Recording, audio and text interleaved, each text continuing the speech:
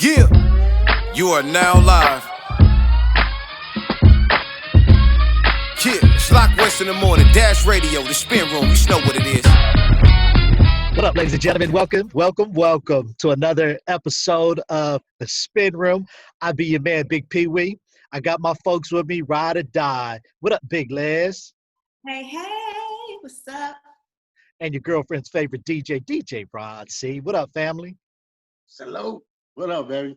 And this dude, it's almost his birthday. Well, actually, it's past your birthday. We didn't celebrate your birthday. We didn't turn up with you and the whole shebang. So how old are you now, man? Man, I'm at 50, man. Woo, the big like five. Looking like you 30. Get it, Ron. That's right, goddamn it. Anything special you did for your birthday?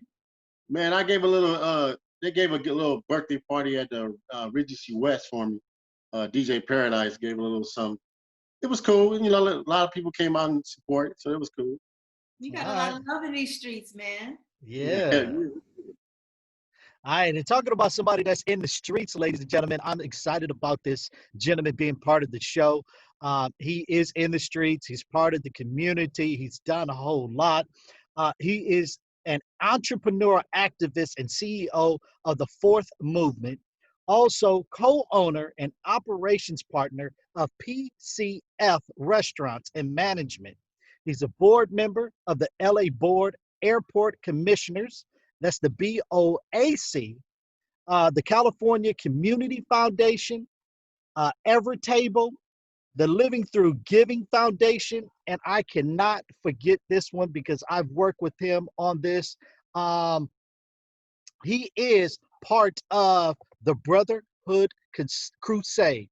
Ladies and gentlemen, can you please put your hands together and welcome our man, Karim Webb.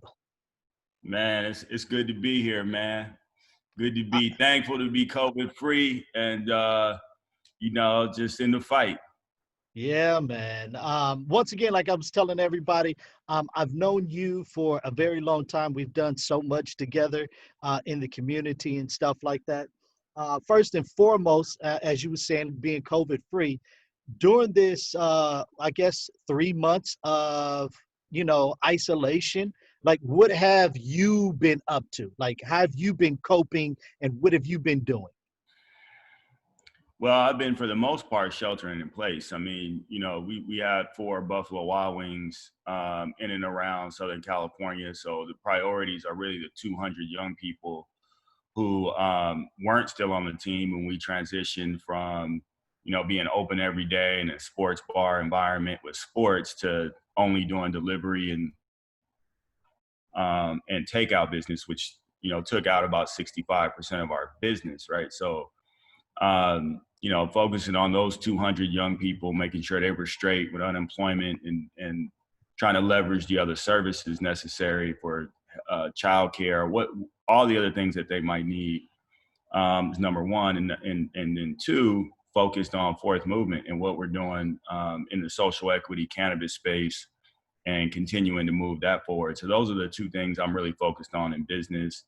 And then I'm on the airport commission. So equity in all areas, right? So the airport's $1 billion business. It went down to like 98%.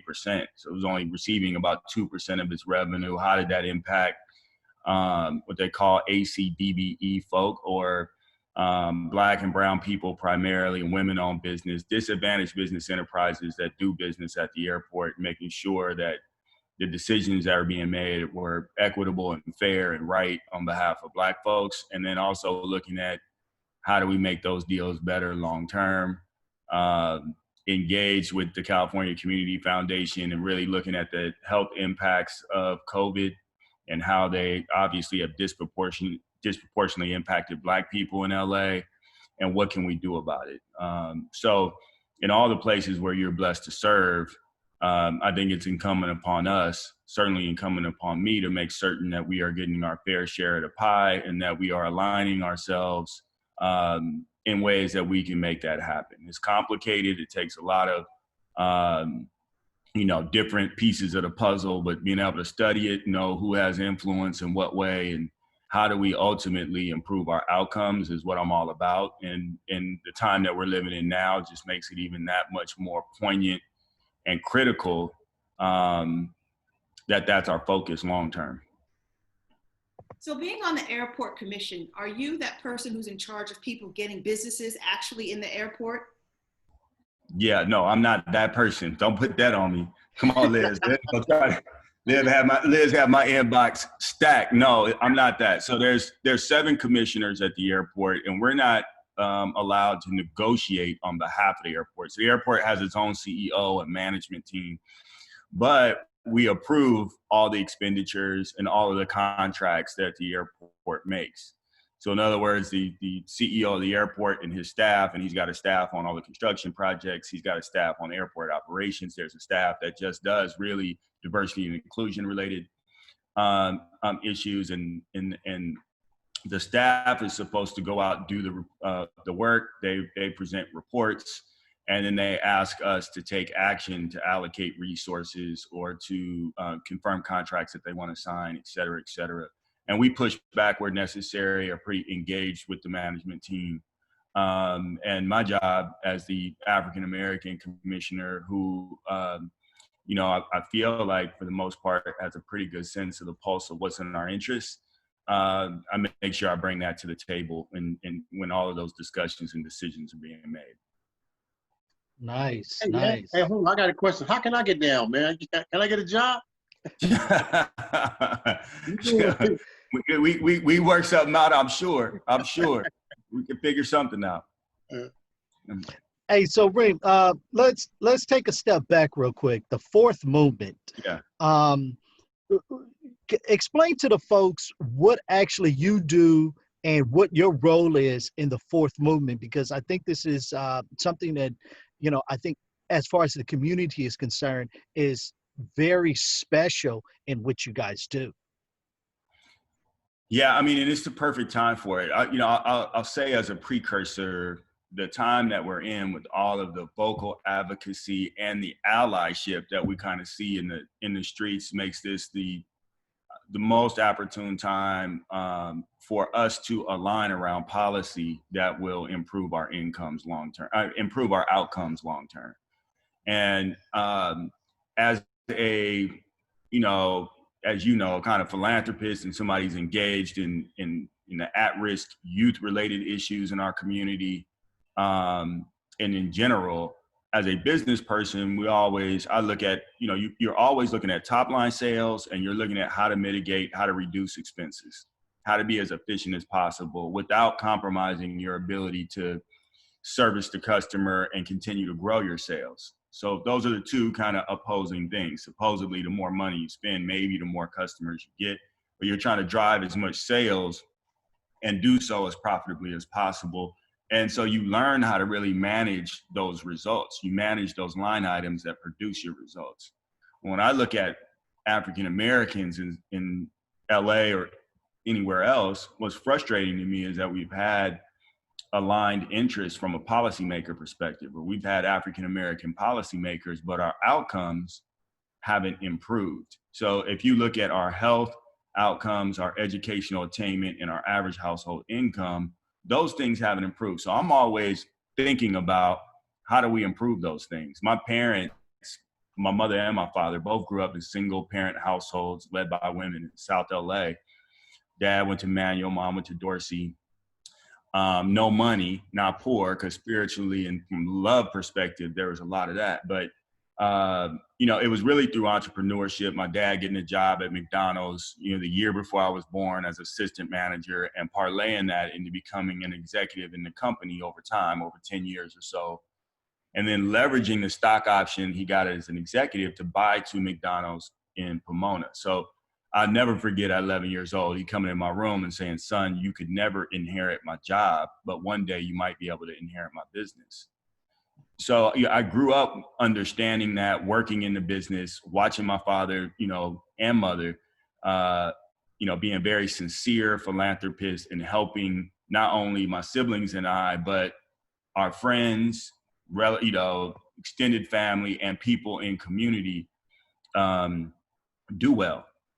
So I carry that with me. When the city of LA decided they were going to make 2/3 of all of the cannabis licenses go to people who have been negatively impacted or disproportionately impacted by the application of criminal justice and cannabis arrests, a city councilman reached out to me and said, hey man, the way you guys operate Buffalo Wild Wings and engage in community, I hope that you will take a look at getting engaged here.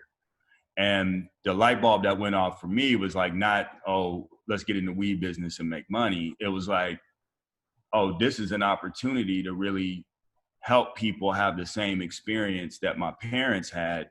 And I could see like what that meant to me going to Morehouse, my brother going to Morehouse, my sister, you know, going to University of San Francisco, and the impact that the three of us make in community, right? It's like, okay, how do we do that? Because it's not only just about, you know, what are the public services or what are the money that we get from government and nonprofit. That hasn't really worked. You know, maybe it's made it so that it could have been a lot worse, but it hasn't worked in terms of improving our outcomes. How can we be self-determined in terms of getting our own resources and encouraging us to be the best that we can be and go get a substantial amount of bread and then compete for our stake in our place? We see people that come to our communities, they open liquor stores, other businesses, they make money in our communities, and then they go to Alhambra or they go back to Calabasas or they go back to other parts of the city and they grow those communities, their kids grow up in those communities and those communities are thriving. Ours isn't. So how do we address displacement or gentrification without resources? We really don't.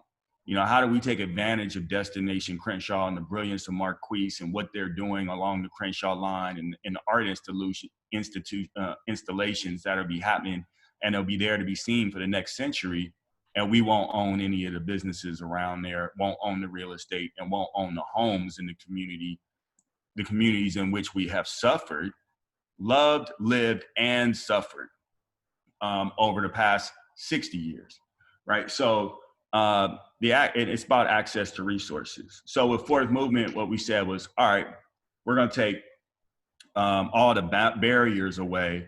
That means capital, 100% finance people, help people compete in the licensing process, and then stand up a brand, kind of like a franchise that will compete at the very highest level, and then train people to own their businesses and partner with them long term. So that's what we're doing at Fourth Movement.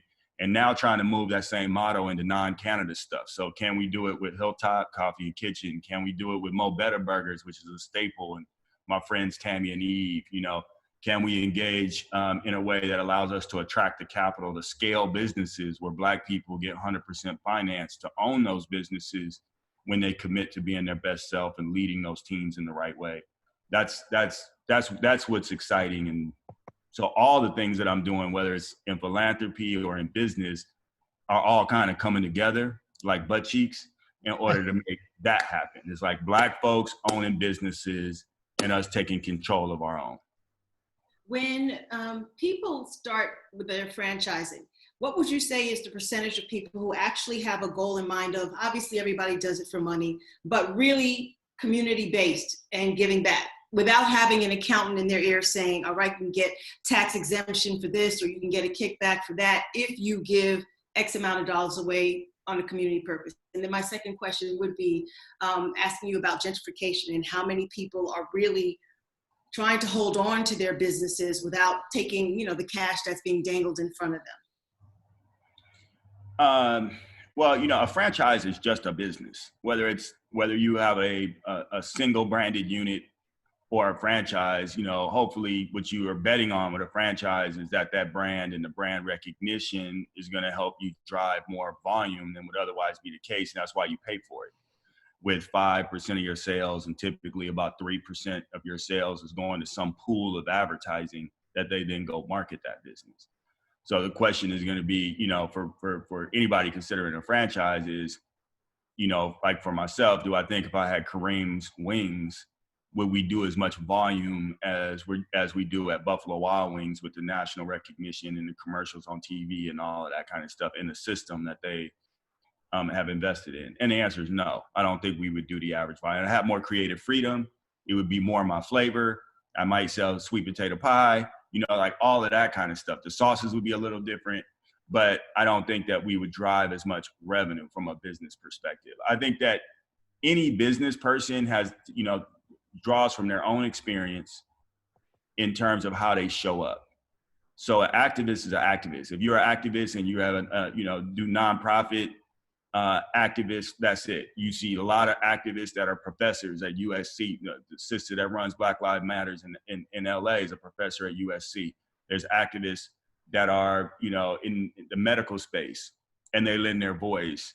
I just so happen to be an entrepreneur and a business person who sees himself as an activist. It's really about improving outcomes or actively advocating for what you think is fair and right and what ought to happen, and not being passive about it and giving of yourself in order to make that happen. And so I think it's about the human being, not necessarily about business. With respect to, how many people are holding on is a matter of financial wherewithal too. Black people are, again, I'll keep using this word disproportionate, because that is our issue. It's the fact that we don't exist fairly, equitably. We don't have parity in America. And that certainly is the case for business people with respect to access to capital, because we don't come from trust funds. We don't have friends that went to Ivy League schools or schools with us that have access to capital and have funds and so on and so forth. And redlining is a real thing. It's always been a real thing. And banks, Wells Fargo, they don't typically invest in businesses that are in our community. That's the reality of the situation. So let me ask you this, Reem. The fact that we understand this and we know that a lot of entrepreneurs, Black folks, even if we want to go back to Black Wall Street in 1921, Black people are very, they want to own their own, have their own business, and have their community thrive. And then when you have businesses, like you said, like banks that won't lend the capital to help start these businesses up. So how is it that, how can we make that happen or move towards getting that to we can start thriving? Like you even brought up like Crenshaw, that's more of like a Black community, to get those businesses, Black businesses, instead of having people from other cities come in and have their business here and go back, like you said, Calabasas or Alhambra, Pasadena, or wherever, that the money stays here, that our money circulates at least 6 times in our own community. I think that's a great question, Pee Wee. And the answer to that question is, one, we have to understand the policy, and we got to advocate for policy that'll make that happen. Right now is the opportune time. Let me, this is how capital flows, right? So we have a lot of folks, African Americans, work at the post office. We have some African Americans on the police force, firefighters, work in the public sector. You know that like less than 1% of all of the pension money, so all of that money, like your retirement, goes into a pension fund. That pension fund then goes invests that money. So they invested in real estate REITs. They invested in all kind of different private equity companies, venture capital companies, or whatever, that then go out and find deals and produce returns, right? Which are supposed to solidify people's retirement. Okay, so whoever controls the money, if you give the money to me and say, okay, go get me 7-8% return on this money, please. If you give it to me, who am I going to invest in? I'm going to invest in your business when you come to me, P. And I'm going to invest in other businesses that I believe in the entrepreneur, but the entrepreneurs are going to be within my sphere of influence. If you only give the money to white folks who never come south of the 10 freeway, you're never going to get access to that business, right? The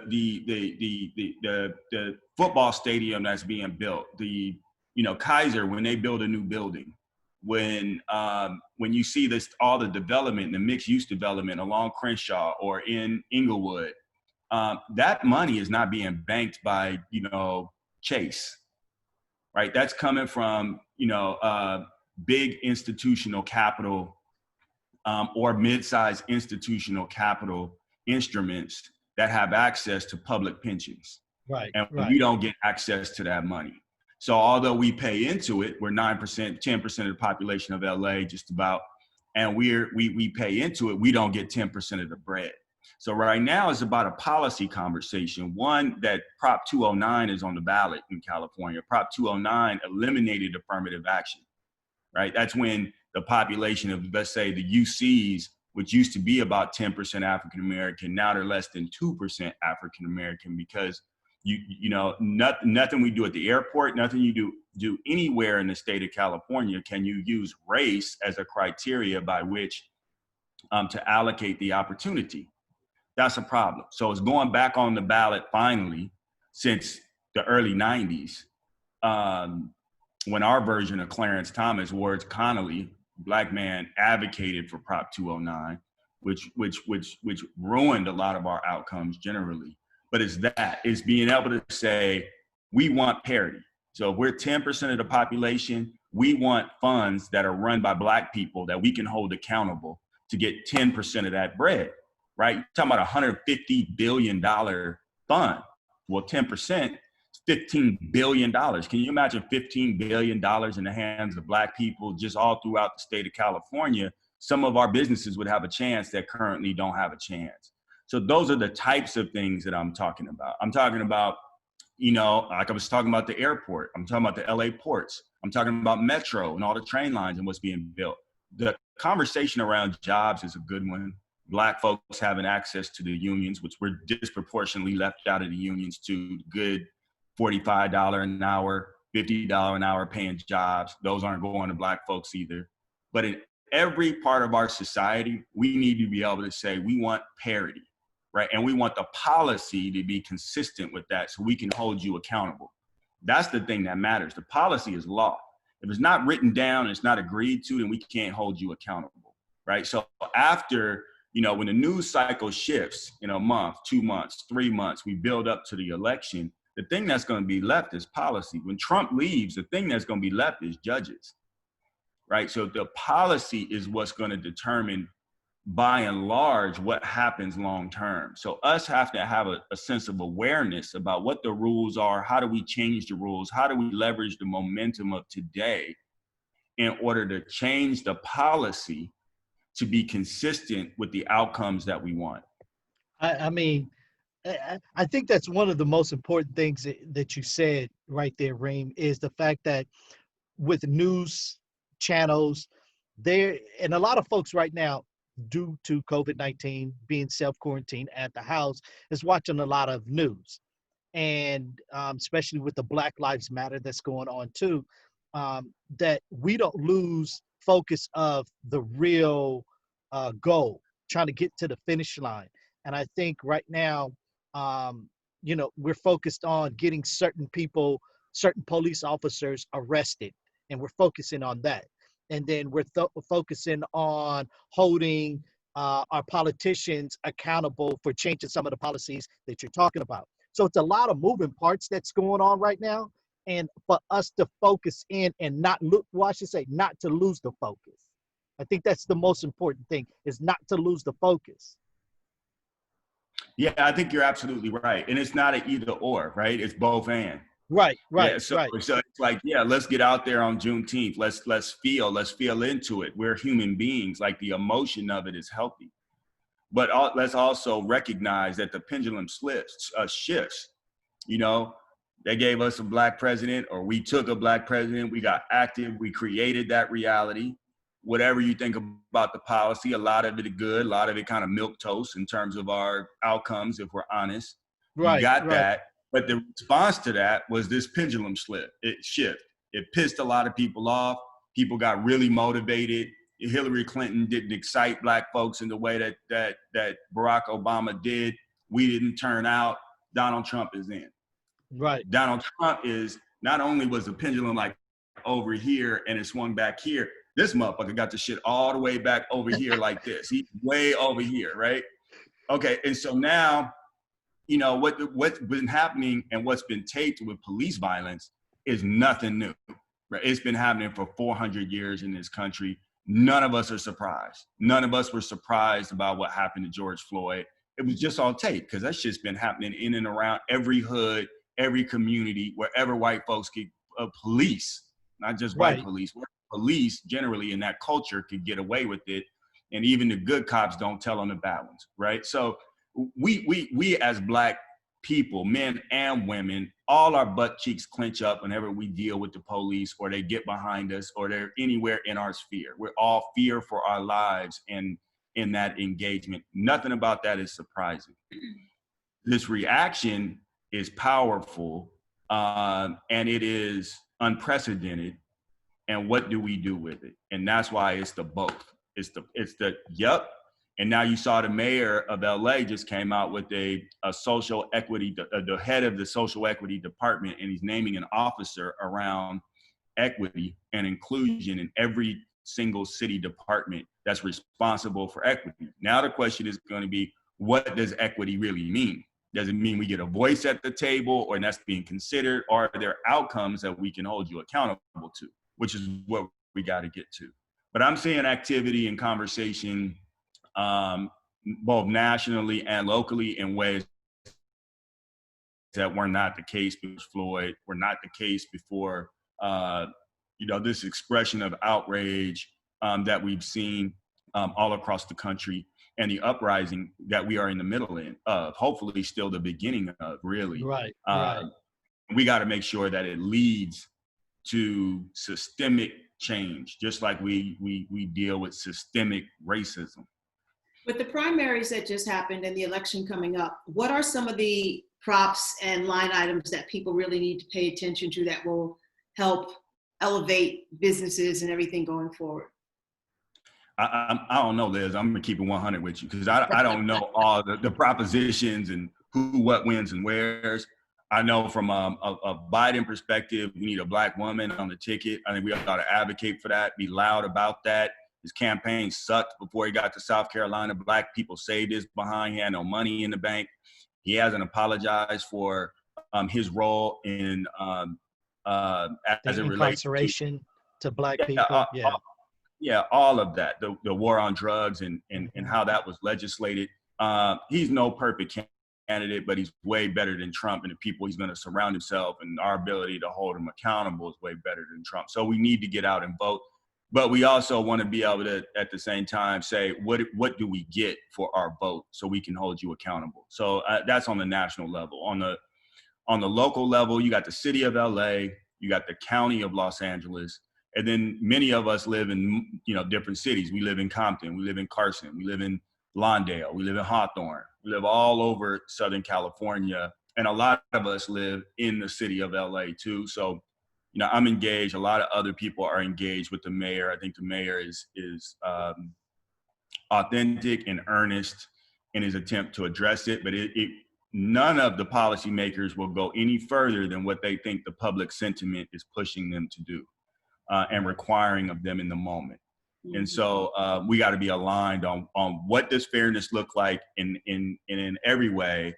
And it's got to be all of us, wherever we are, finding out what's the information where I work, what's the information where I have influence, on the boards that I sit on, in the schools that I teach. What is the information? What does fairness look like? And I can't be silent. And I have to also align myself with other people that get it. And we gotta speak up. So right now, ladies and gentlemen, if you're tuning in, we have Karim Webb. He's an entrepreneurial activist and CEO of the Fourth Movement. He's a co-owner and operations partner of PCF Restaurants Management. He's a board of the Los Angeles Board of Airport Commission. That's the BOAC. And this is the one thing that I want to kind of jump into, Karim, is the fact that your community work, the California Community Foundation, Evertable, Living Through Giving Foundation, and one of them that I was fortunate to work with you on too at an event is the Brotherhood Crusade. Where did all of this come to you with, like being part of the community? Where did that root start in you? Yeah, man. I mean, first, like I said, I saw my parents doing it. So my dad was on the board of the Urban League when I was a kid. I remember the day he talked to me about the birds and the bees, he threw me in the car. We had that conversation and we were on the way to a lunch meeting that he had with John Mack. So I remember my dad And if you don't know who John Mack is, look him up. He's a legend in LA, ran the Urban League. So I think John Mack, along with probably Danny Bakewell, are probably the two, and Johnny Cochran, the three most prominent African-Americans with respect to our interests in the history of Los Angeles.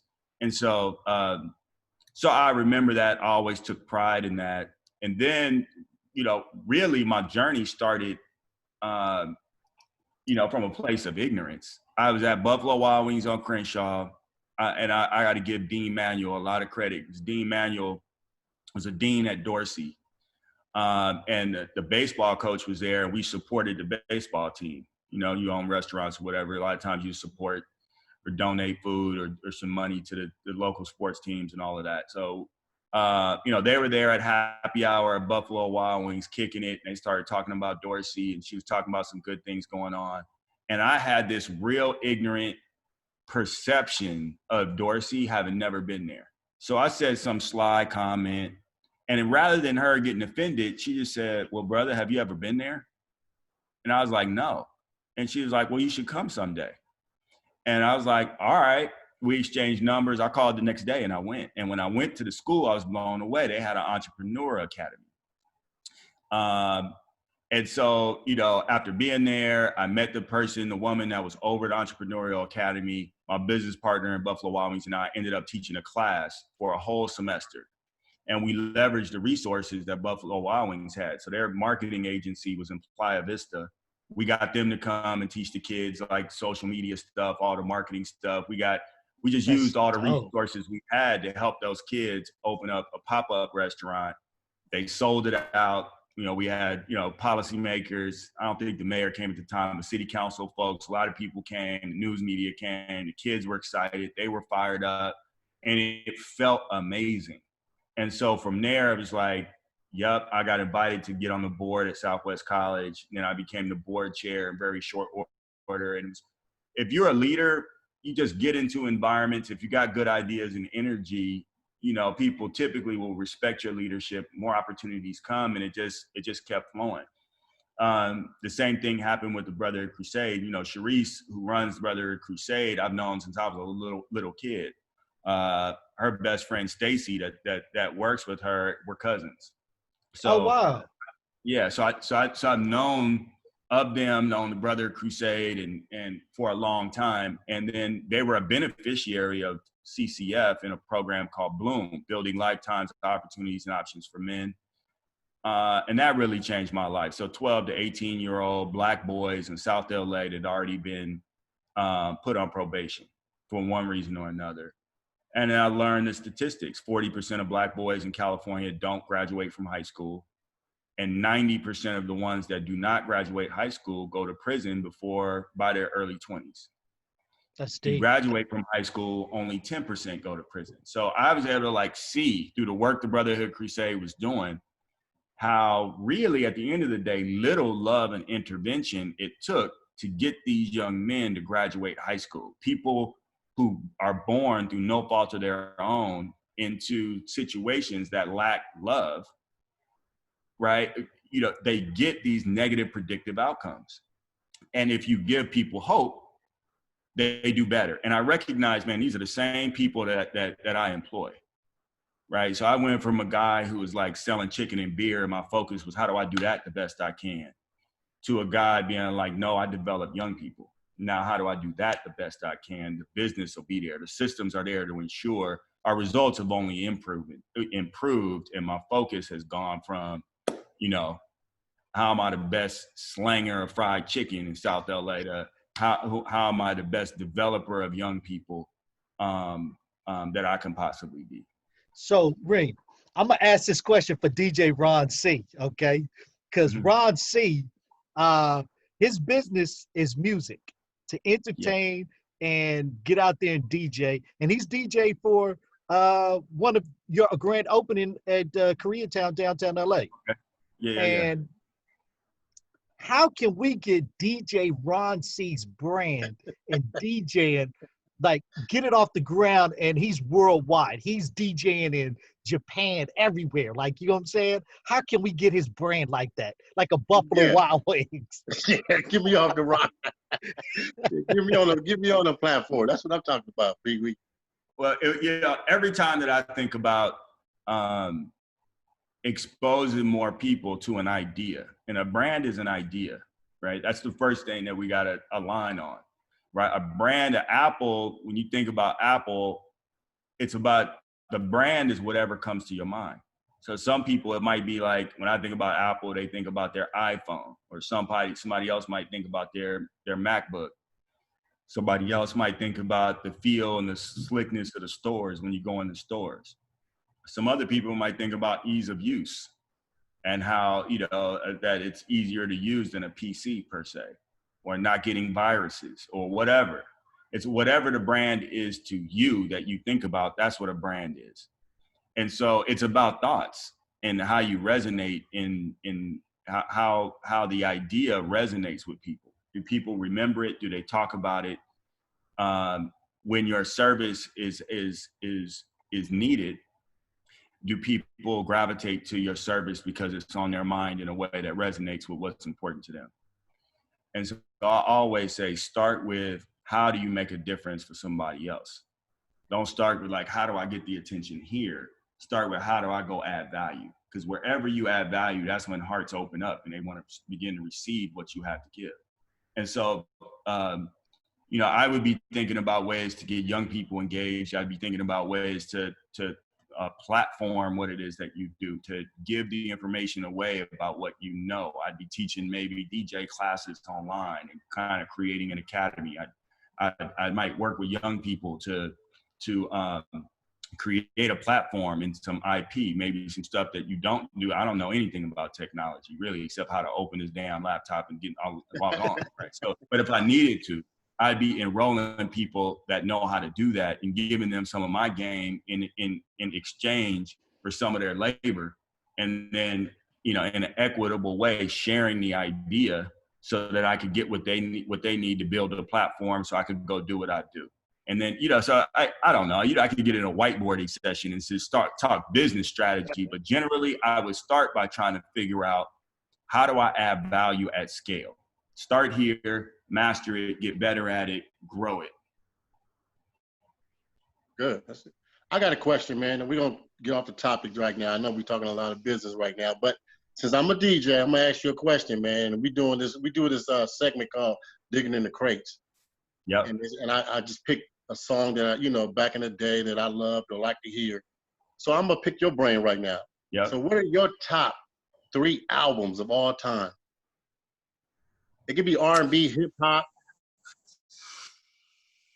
My identity outside of my father is probably most aligned with Cube. So I'm going Death Certificate. Okay. Quintessential LA. If you grew up, when I grew up, it's Raiders, Dodgers, Lakers, Cube. 49ers. Okay, go ahead. No, it ain't none of that. So I'm going Death Certificate. I'm probably going Keith Sweat, Make It Last Forever. Oh, the that's whole a album. That's a classic.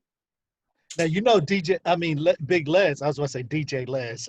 Big Les used to dance for Keith Sweat. Oh, well, there we go. It's all coming together. Yeah. So I'm probably going that way. And then I'm gonna come kind of recent, because this brother is captivated the essence of what it means to be from this city and the best of this city and his entrepreneurial mindset. But I'm just gonna throw Victory Lap on it, because we could listen to it all day, every day. I'd never get tired of it. Man. Wow. Yeah. Hey, those 3 are classic, man. That's good. I like those, man. Yeah. All right. Before we get out of here, Karim, once again, I want to thank you for being part of the Spin Room. But before we get out of here, I do want to ask, I know Les might have another question, but I want to kind of get into something I thought. I saw you in an interview, and I thought it was really inspiring to hear this story. 1, and then 2, for people to understand the business mind that came out of it. So my first question is, the best advice your father gave you, number one, and then number two, how did you end up owning a Buffalo Wild Wings? Okay, cool. I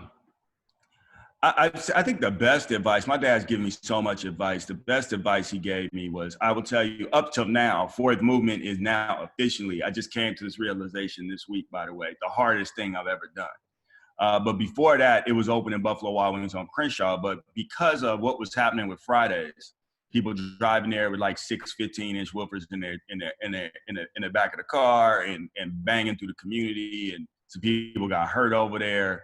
When we applied for our liquor license, the community did not want us at Baldwin Hills or at Crenshaw Buffalo Wild Wings. So although we had a lot of money in it, we were in the middle of construction. Our liquor license was not guaranteed. It was up in the air, and we had to like literally go door to door for a month and have heart-to-heart conversations with people about who we were, how we were going to operate the business, how they could have, direct communication with us. It was the hardest thing I'd ever done. And when we got it open, I thought I was going to experience this big sense of relief. But the thing about like operating a business is the day you get it open, that's.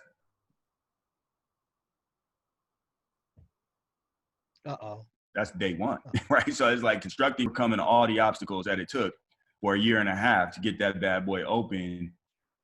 Then it got open and it's open every single day except for 2 days out the year. Now it's got to go be successful. And so I never felt like this sense of satisfaction. People were all, man, it's a big deal. It's national brand on the Shaw. You did a great job. Ooh, I never felt it. So I called my old man. I was like, man, I don't know if I'm depressed or what's up. My dad laughed at me. Like, man, what's up? Why are you laughing? He's like, son, there is no destination. There's only milestones. So and when I think about it like that, you do recognize that life is one process.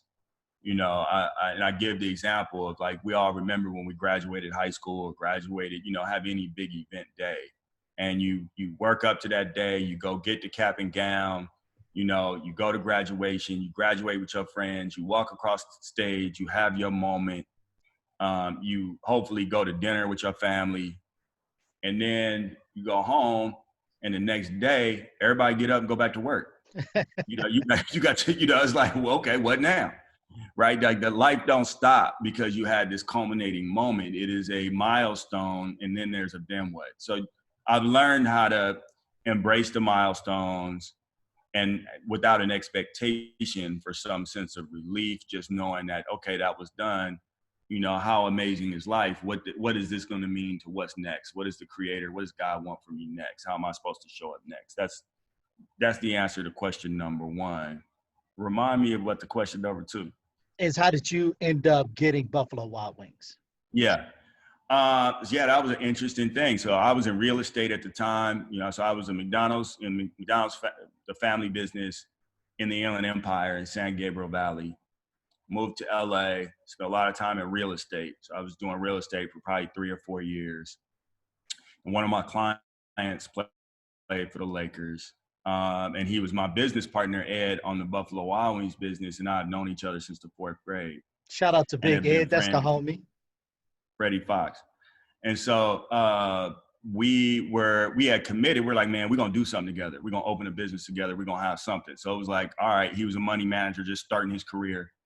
And another friend of mine that knew me from my McDonald's background called me and said, hey, there's this guy, he's a running back in Seattle. His name is Sean Alexander.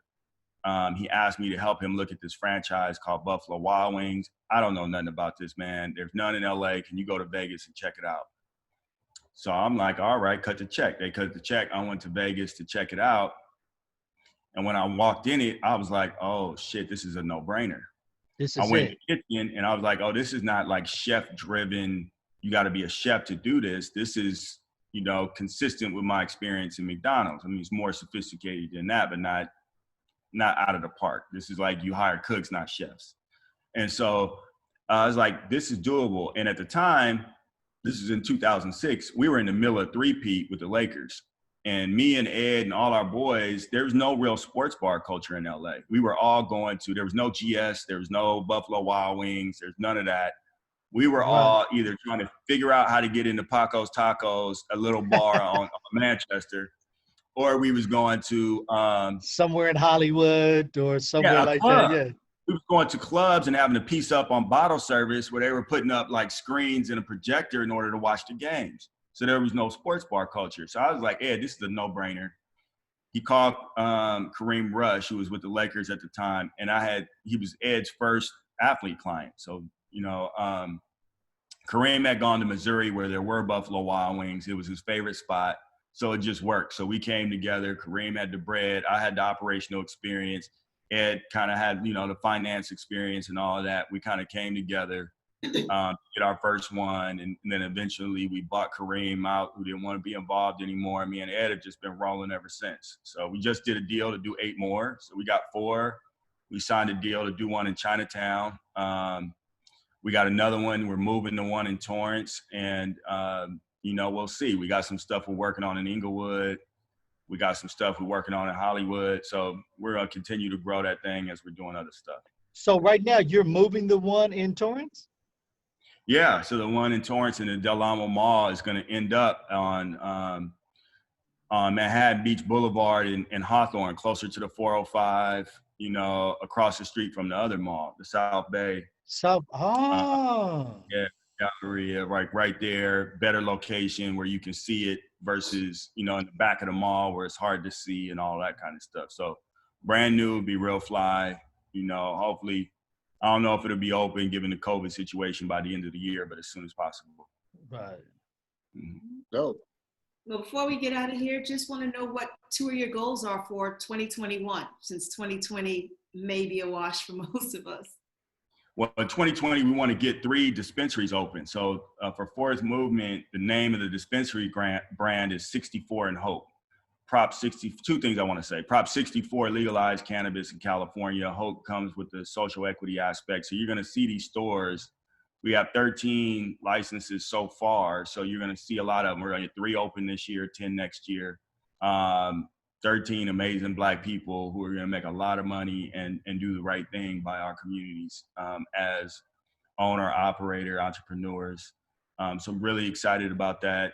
And then next year is really leveraging the 4thMVMT brand. And the name 4thMVMT comes from Dr. King, who talked about the existence of Black people if it were framed, you know, in the context of a symphony. He said the first movement would be the abolition of slavery.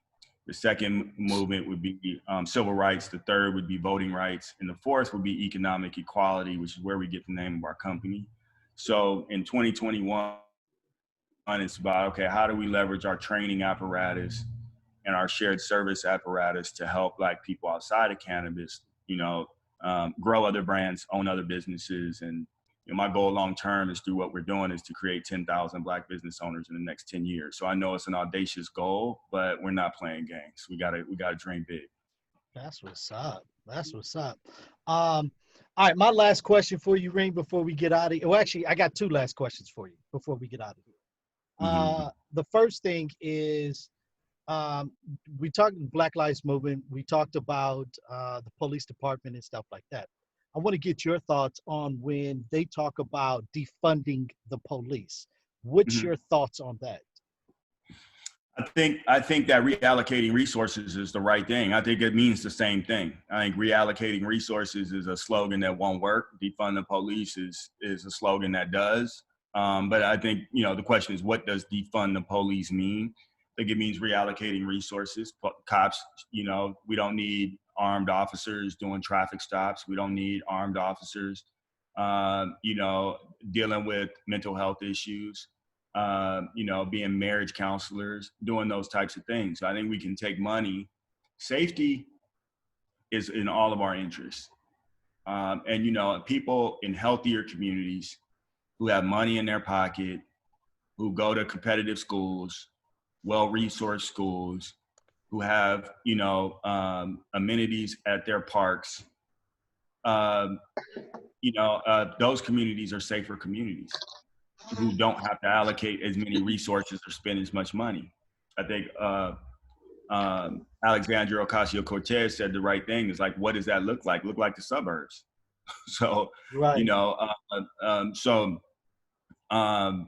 That's what I think. So I think the reallocation of resources, I think the mayor started really well by committing to take $150 million out of a $550 million budget and reallocate those dollars to reimagine what safety looks like in Los Angeles. I think is a good start. But I think that's what it means. It means the reallocation of resources, which is the right thing for us to reimagine what safety looks like. All right. And then my last question for you is, have you ever thought about running for mayor yourself of Los Angeles? No, been asked a number of times to run for office. Ain't gonna happen. We're gonna support amazing people who want to do that life. But I'm gonna tell you the benefit of being an entrepreneur is you only have to do the things you believe in.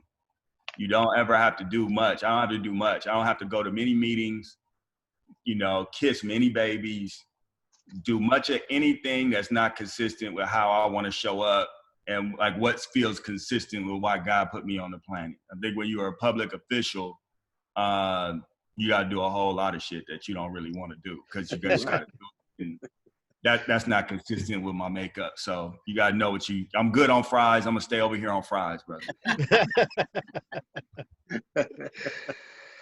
All right, man. Karim, before, any last words that you want to give our listeners before we get out of here? Yeah, I would ask people to take a beat, to take a moment and think about really what you want to create for yourself in your life. And do so as often as you possibly can.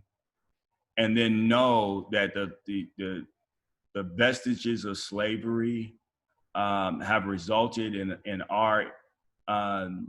the hindrance of us being able to align or to really connect to what we want to create for ourselves in our life in an authentic way. And nobody is going to give us our worthiness. We have to take our worthiness for ourselves. We have to pray into our worthiness. We have to meditate into our worthiness. We have to believe. We got to reverse the psychological trauma that exists within our DNA that prevents us from being the best human beings that we can be for ourselves. That's connected to why we were birthed.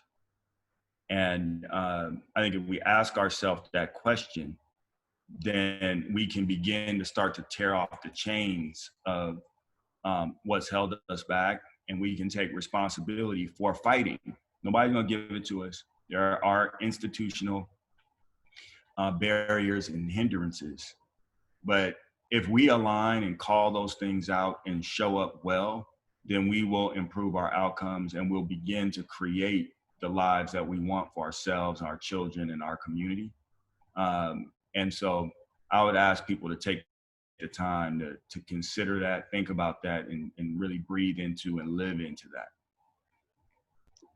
Karim, I want to thank you so much, my brother, for taking the time out your day to come and hang out with the Spin Room. Ladies and gentlemen, you can follow him on social media on IG at Karim Webb. Am I correct on that? Yes, sir. All right, Karim Webb on Instagram. You can follow him and follow his movements and everything that he's doing with business and community stuff. I truly appreciate it, brother. Thank you so much. And we're going to continue this fight, man. We got no other choice but to continue this fight. You know what I'm saying? That's right, brother. Listen, man, I love you. Love all y'all on here. Les, DJ Ron C.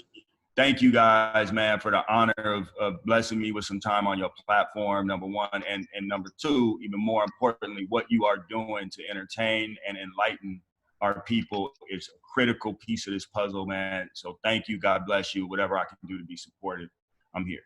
All right, my man. For the Spin Room, I'll be your man, Big Pee Wee. That's Big Les. That's DJ Ron C. And our special guest, Karim Webb. You guys have a wonderful and blessed day, and we'll see you guys again on the flip side. Yeah, you are now live